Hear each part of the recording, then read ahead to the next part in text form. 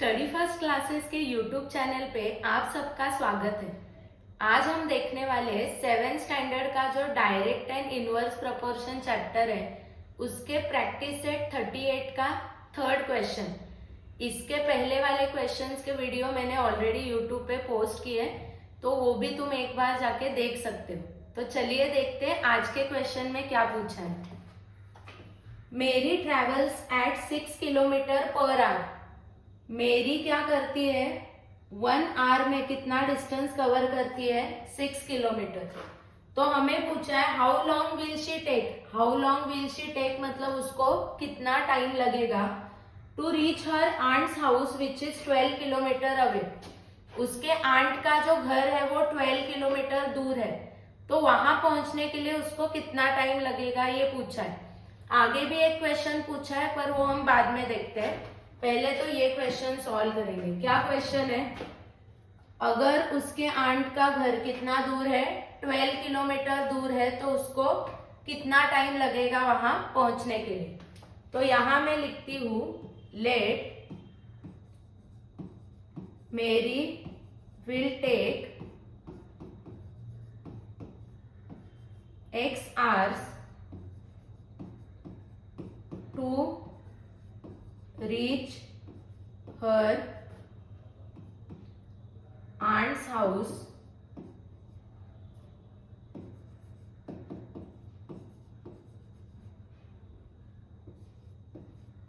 which is 12 kilometre away. अभी हमें पता नहीं है ना उसको कितना टाइम लगेगा, तो हम एज्यूम कर सकते हैं कि ये 12 किलोमीटर डिस्टेंस ट्रैवल करने के लिए x आवर्स लगेंगे। तो आगे कैसे सॉल्व करना है इसको देखो। अभी हमें क्या क्या दिया है, एक तो डिस्टेंस दिया है और दूसरा क्या दिया है टाइम। अभी मुझे बताओ अगर डिस्टेंस बढ़ेगा तो टाइम भी बढ़ेगा।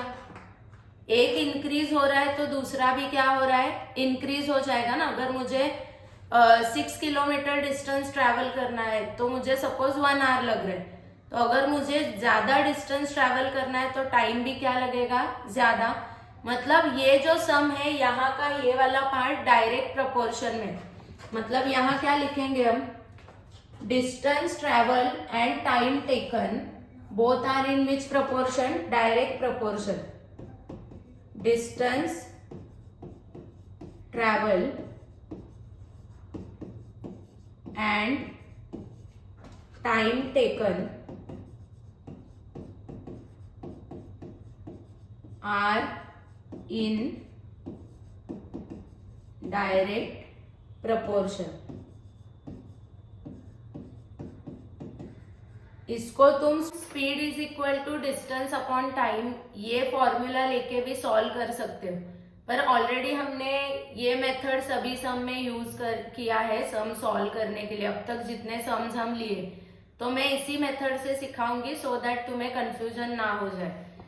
तो यहां हम क्या करेंगे, 2 कॉलम बनाएंगे। एक क्या आएगा डिस्टेंस ट्रैवल,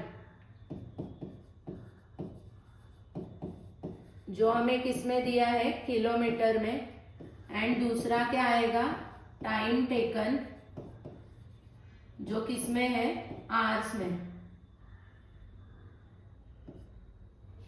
तो अभी देखो यहाँ पहले तो हमें क्या बोला है 6 किलोमीटर डिस्टेंस ट्रैवल करने के लिए उसको 1 आवर लग रहा है, तो 12 किलोमीटर ट्रैवल करने के लिए हमने एज्यूम किया है कि उसको क्या लगेंगे x आवर्स लगेंगे। अभी मैंने तुम्हें बोला है कि डिस्टेंस ज्यादा होगा तो उसको कवर करने के लिए टाइम भी ज्यादा लगने वाला है, तो एक इंक्रीज हो रहा है तो दूसरा भी इंक्रीज हो रहा है, तो ये सम कौन से प्रपोर्शन में है डायरेक्ट प्रपोर्शन में। तो अभी हम यहाँ क्रॉस मल्टीप्लाई करेंगे, क्योंकि डायरेक्ट प्रपोर्शन में हम क्रॉस मल्टीप्लाई करते हैं। तो ये क्या हो जाएगा 6 into x is equal to 12 into 1। तो 12 1 जा तो 12 होता है, ये 6 यहाँ मल्टीप्लाई, वहां क्या हो जाएगा डिवाइड, तो ये होगा 12 अपॉन 6। तो x इज इक्वल टू क्या आएगा 2। इसका मतलब 12 किलोमीटर डिस्टेंस ट्रैवल करने के लिए उसको कितना टाइम लगेगा? 2 आवर्स। तो क्या लिखेंगे हम यहाँ? Mary will take 2 hours to reach her aunt's house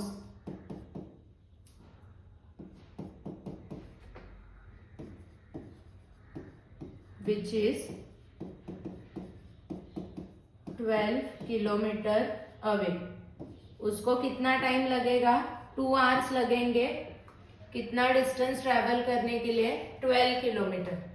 और एक क्वेश्चन यहाँ उन्होंने पूछा है, if she cycles at a speed of 4 kilometre per our, उसका जो स्पीड है वो कितना है? 4 किलोमीटर पर आवर है, मतलब 1 आवर में वो 4 किलोमीटर डिस्टेंस क्या करती है? कवर करती है। Then how long would she take, तो उसको कितना टाइम लगेगा? अभी मुझे समझा है कि उसको डिस्टेंस ट्रैवल कितना करना है? 12 किलोमीटर। ओके, फिर टाइम उसको कितना लगेगा? 2 आवर्स लगेंगे। ये 2 जो आया है वो क्या है? आवर्स है। और हमें उसका क्या निकालना है? मतलब स्पीड भी दिया है।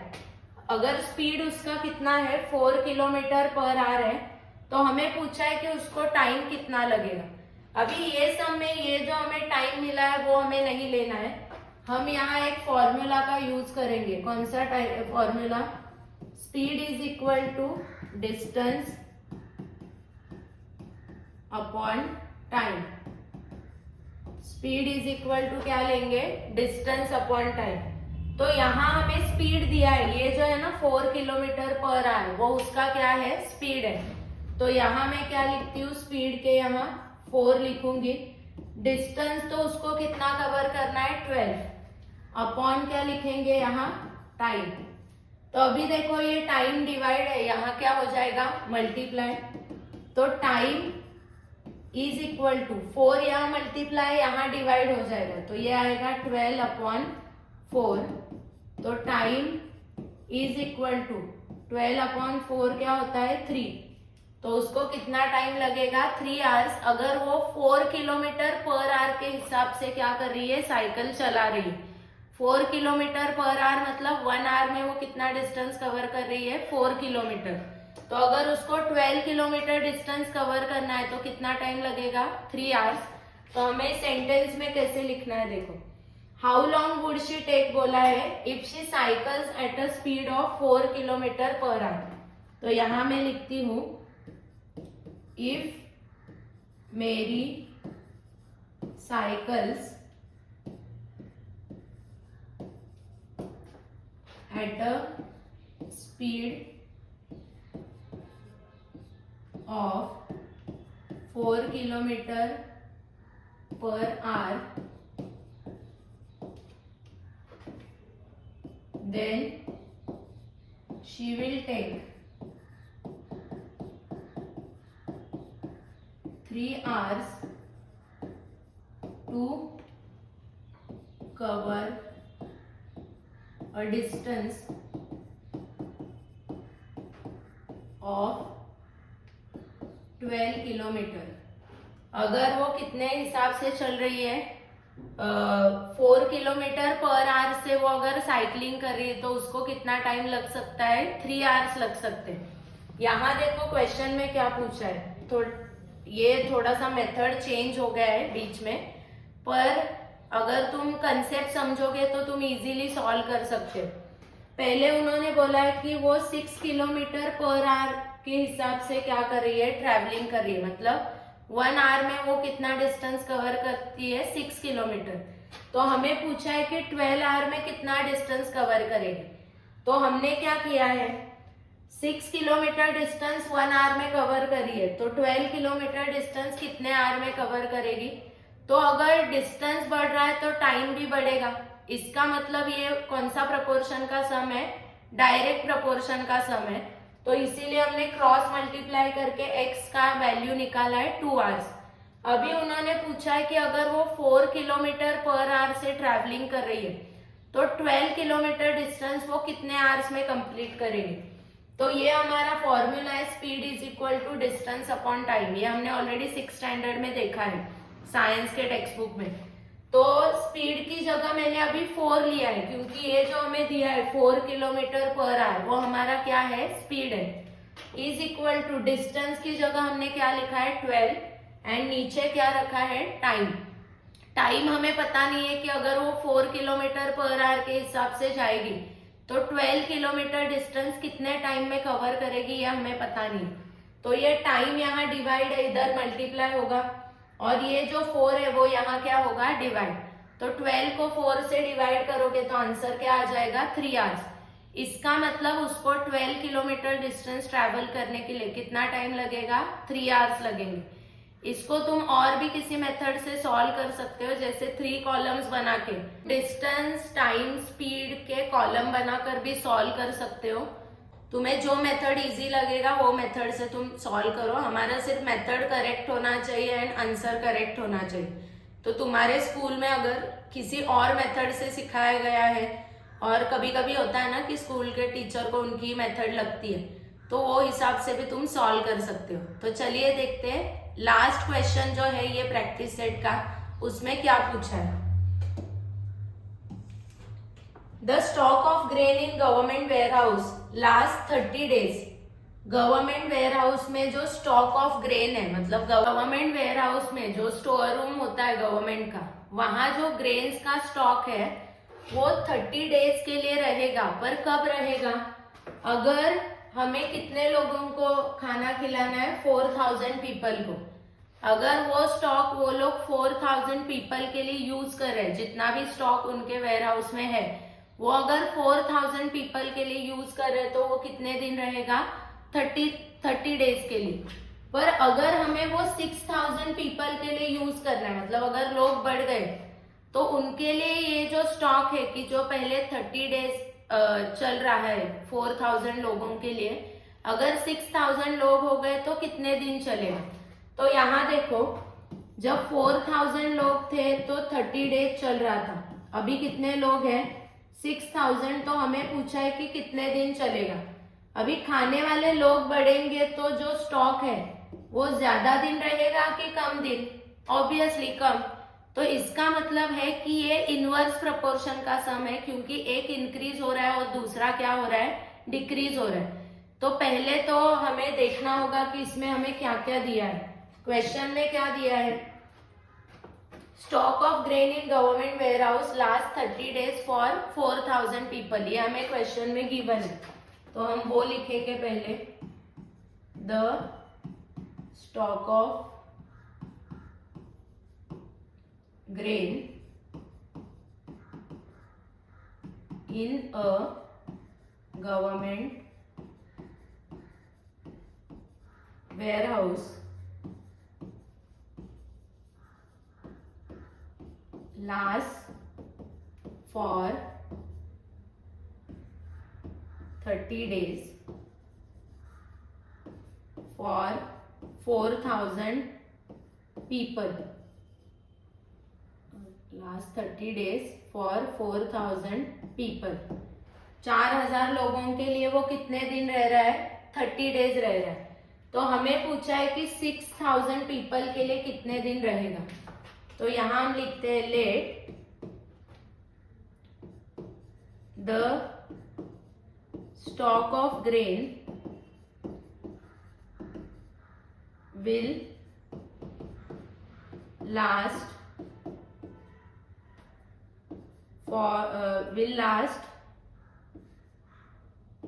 X days for what, 6000 people। 6000 people के लिए वो कितना दिन रहेगा, X डेज। तो यहाँ तुम्हें दो चीजों के बारे में बताया है। एक तो क्या है, number of days, and number of क्या दिया है, पीपल। तो हम भी यहाँ लिखेंगे पहले क्या, number of days and number of people